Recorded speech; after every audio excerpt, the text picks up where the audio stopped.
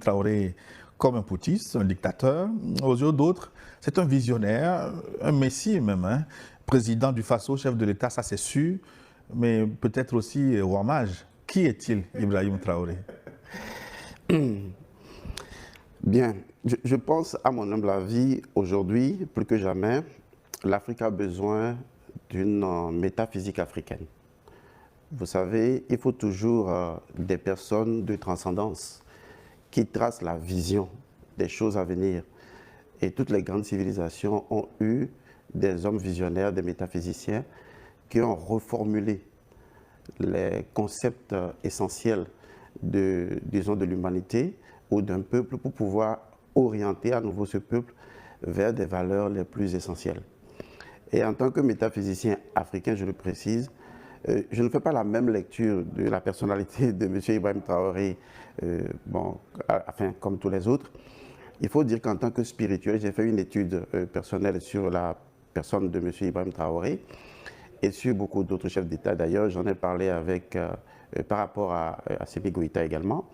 Il y a dans l'univers ce qu'on appelle au Bénin le principe de Djoto. Le principe de Djoto, ça se passe aussi bien dans une famille que sur un continent ou dans un peuple. Il existe des lignes énergétiques qui permettent l'incarnation de façon révolutionnaire, de façon cyclique, cyclologie, d'un certain nombre de personnalités. Ces personnalités peuvent être des réincarnations de personnalités connues ou tout simplement surfer sur des lignes spirituelles qu'on appelle les lignes d'incarnation de ces personnalités et incarner la vision de ces personnalités. On parle en ce moment de Djoto, c'est-à-dire la ligne d'énergie d'une personne qui est connectée à une autre personnalité du passé et dont il en incarne une certaine forme d'esprit et naturellement, disons, de pouvoir.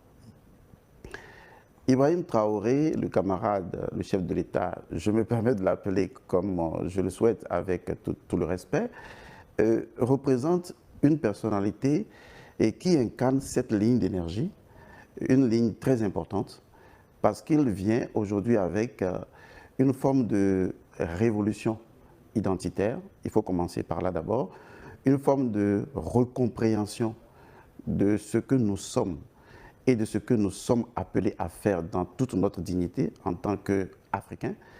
Il faut apprendre à analyser l'esprit des gens et non seulement leur personnalité physique. Et quand je l'entends parler, même s'il n'arrive pas à tout exprimer, au-delà de ce qu'il dit, il y a l'impensé de